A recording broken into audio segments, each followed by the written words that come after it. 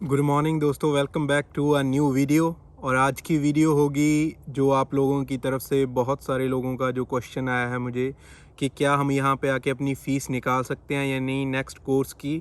तो उसके ऊपर आज पूरी ये वीडियो होगी और मैं बताऊँगा कि क्या क्या तरीके हैं जिनसे आप अपनी फ़ीस निकाल सकते हो। और लास्ट में मैं खुद का ही बताऊँगा कि मैंने खुद कैसे अपने नेक्स्ट कोर्स की फ़ीस निकाली थी और कितनी थी और कितने टाइम में निकाली थी। तो ये मैं सारा आपको इसमें एक्सप्लेन करता जाऊंगा। तो वीडियो को लास्ट तक ज़रूर देखिएगा, कंप्लीट वॉच कीजिएगा और अगर अच्छी लगे तो प्लीज़ लाइक ज़रूर कीजिएगा।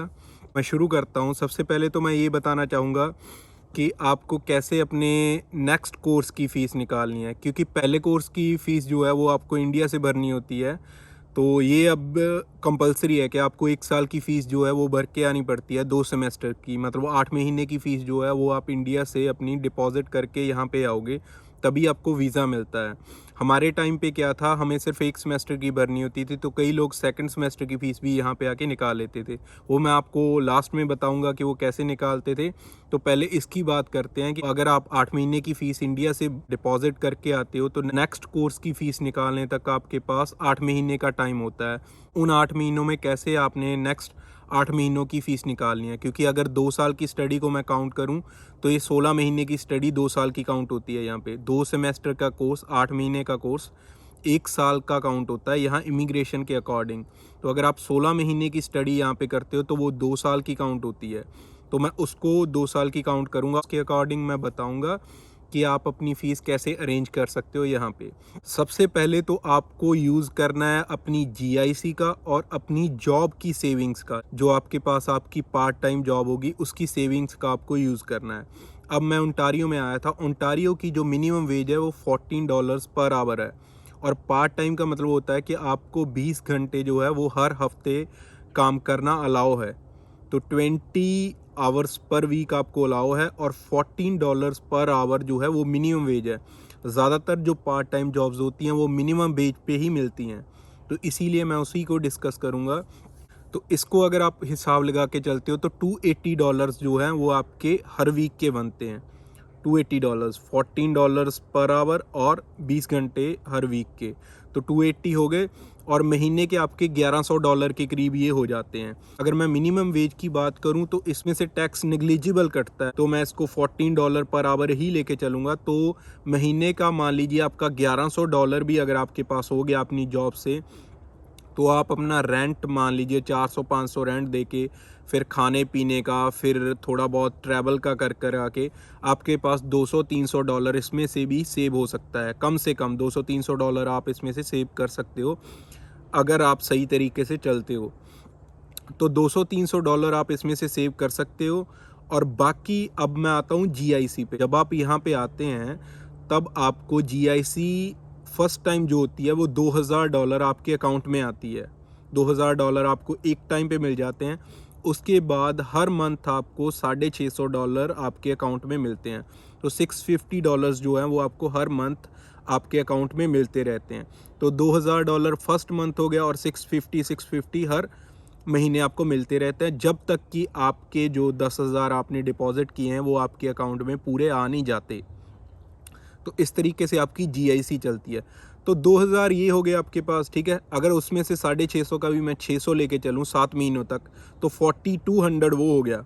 4200 7 महीनों का वो हो गया। पहले महीने का 2000 हो गया, तो 6200 तो आपके पास यही हो गया अगर आप अपनी जीआईसी सेव करके चलते हैं। आपके एक्सपेंसेस वगैरह जो भी हैं, आपका रूम रेंट वगैरह, वो आपकी जो जॉब की सैलरी है उसमें से निकल रहा है, तो उसमें से भी आपकी थोड़ी सेविंग हो रही है। तो ये सेविंग, जॉब की सेविंग प्लस जीआईसी, इन दोनों को मिला के आप अपनी थर्ड सेमेस्टर की फ़ीस जो है वो पे कर सकते हो। तो ये कोई ज़्यादा मुश्किल नहीं है। जीआईसी प्लस जॉब की सेविंग से आप अपने थर्ड सेमेस्टर की फ़ीस जो है वो पे कर सकते हो। यहाँ पे फ़ीस अगर मैं ओंटारियो की लेके चलूँ तो $8000 एवरेज लगा के चलिए आप, एक सेमेस्टर की होती है $8000, जो कि इंडिया का ऑलमोस्ट 4 लाख रुपया हो जाता है।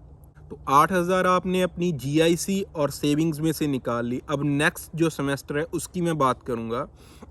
जो फोर्थ सेमेस्टर आपका आएगा, आप दूसरा कोर्स भी पिक करते हो, चाहे पहले कोर्स का भी थर्ड और फोर्थ लगा लीजिए, या आप सेकंड कोर्स पिक करते हो उसमें भी लगा लीजिए, फोर्थ सेमेस्टर आता है तो उसकी फ़ीस कैसे पे करनी है। उसके लिए थोड़ी तो आपके पास जीआईसी बची होगी, कुछ महीने बच जाते हैं जीआईसी के, जब तक आपका 10,000 पूरा नहीं ना होता, कुछ महीने की जीआईसी आपकी सेकंड कोर्स में भी आती रहेगी। 8 महीने के बाद भी मुझे लगता है ये 13-14 महीनों तक जो है ये जीआईसी आपकी आती है। तो जीआईसी होगी थोड़ी आपकी जॉब की सेविंग्स होगी, नए 4 महीने आपको मिलेंगे जॉब के लिए, ठीक है, वो 4 महीनों की सेविंग होगी, पुरानी कुछ सेविंग होगी, जीआईसी होगी। तो इसको समझिएगा ध्यान से, जीआईसी ओल्ड सेविंग होगी आपकी, जो पुरानी जॉब चल रही थी, ठीक है, पीछे वाले कोर्स से। अब नए जो 4 मंथ आपको फर्स्ट सेमेस्टर मिल गया था इस नए कोर्स का, तो उसकी सेविंग होगी आपकी। ये 3 चीज़ें होगी आपकी, ठीक है। उसके बाद भी अगर आपसे ये फ़ीस नहीं अरेंज होती है तो क्या वे है, वो मैं आगे डिस्कस करता हूँ आपसे। तो इसके लिए सबसे पहला तरीका आपके पास है कि आपके पास स्कॉशिया बैंक का क्रेडिट कार्ड होता है, जिसमें से आप $1000 जो है वो आप अपनी फ़ीस पे कर सकते हो। तो $1000 अगर आपका कम हो रहा है तो आप $1000 जो है अपने स्कॉशिया बैंक के क्रेडिट कार्ड में से लोन ले सकते हो, जिसका आपको क्या है, आपको धीरे धीरे पे आउट करना होता है। तो कोई ज़्यादा इशू नहीं है कि आपको एकदम ही पे करने हैं वो $1000। आप $1000 का लोन ले लीजिएगा क्रेडिट कार्ड में से, और उसकी धीरे धीरे आप पेमेंट क्या है बाद में कर सकते हैं। सिर्फ आपको मिनिमम पेमेंट करनी होती है 21 दिन में। वो मिनिमम पेमेंट शायद $5-10 होती है, तो वो कोई ज़्यादा बड़ा इशू नहीं होगा आपके लिए पे करना। तो मिनिमम पेमेंट 21 दिन में करनी होती है। वो हर टाइम बढ़ती जाएगी, पहले 5 फिर 10 फिर ऐसे करके थोड़ा थोड़ा करके बढ़ती जाती है। वो एक तरह का इंटरेस्ट होता है आपकी, जो आपने उनसे लोन लिया है उसके ऊपर वो एक तरह का इंटरेस्ट होता है। तो वो मिनिमम पेमेंट आपको करनी होती है। तो अब मैं आगे बताता हूँ, अगर फिर भी आपके पास फ़ीस के लिए पैसे पूरे नहीं होते हैं, स्कॉशिया बैंक से आपने $1000 का लोन भी ले लिया, आपने जीआईसी से भी पे कर दी, आपकी सेविंग भी चली गई, और अभी भी अगर आपके पास फ़ीस के लिए अरेंज नहीं होते हैं, चाहे वो थर्ड सेमेस्टर की हो चाहे वो फोर्थ सेमेस्टर की हो, तो नेक्स्ट वे जो है वो ये है कि आप कार्ड्स ले सकते हैं, क्रेडिट कार्ड आप उठा सकते हैं कैनेडियन टायर से। यहाँ पे स्टोर्स हैं कैनेडियन टायर के, वॉलमार्ट है। तो ये 2 स्टोर्स हैं, बहुत बड़े स्टोर्स हैं ये, कैनेडियन टायर और वॉलमार्ट। ये खुद अपने क्रेडिट कार्ड्स जो हैं वो आपको देते हैं, ये कहते हैं कि हमारे क्रेडिट कार्ड यूज़ करिए। तो आपको या तो कैनेडियन टायर से या वॉलमार्ट से क्रेडिट कार्ड ले लेना, या दोनों से ले लेना, कोई इशू नहीं है, वो कुछ नहीं देखते हैं, वो आपको आपका क्रेडिट कार्ड दे देंगे। तो उसमें लिमिट जो होती है कैनेडियन टायर में वो आपकी $2500 होती है। $2500 आप उसमें से अपना पे कर सकते हो एक टाइम पे, $2500। तो $2500 आप कैनेडियन टायर में से ही निकाल सकते हो। उसके बाद आ जाता है वॉलमार्ट का कार्ड। वॉलमार्ट के कार्ड में से भी आप अपना 1500-2000 के करीब जो है वो अपना पे कर सकते हो। और इनका भी सेम ही प्रोसीजर है, आपको एकदम से वो पैसे पे नहीं करने हैं। अगर कर सकते हो तो अच्छी बात है, अगर नहीं कर सकते तो आपको सिर्फ मिनिमम पेमेंट करते जाना है इन कार्ड्स की। सिर्फ मिनिमम पेमेंट 5, 10, $15 होती है।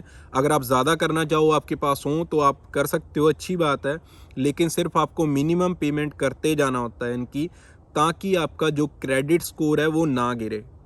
क्रेडिट स्कोर बहुत इंपॉर्टेंट होता है, क्रेडिट स्कोर को आपको मेंटेन करके रखना है, नहीं तो आगे जाके आपको कार लेनी है, घर लेना है, या कुछ कोई भी चीज़ आगे लेनी है आपको, उसमें थोड़ी दिक्कत हो जाती है। कई बार आपने अपार्टमेंट रेंट भी करना है, वो भी आपकी क्रेडिट हिस्ट्री चेक करते हैं, तो अपार्टमेंट रेंट करने में भी कई बार प्रॉब्लम आ सकती है।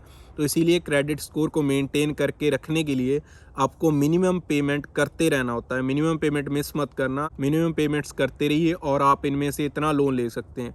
$2500 आपका कैनेडियन टायर में से हो गया, 1500 के करीब आपका वॉलमार्ट में से हो जाएगा, तो $4000 की हेल्प आपको इन 2 कार्ड्स में से ही मिल रही है। और मेरे हिसाब से बाकी अरेंजमेंट आपने कर ही लिया होगा इतने टाइम में।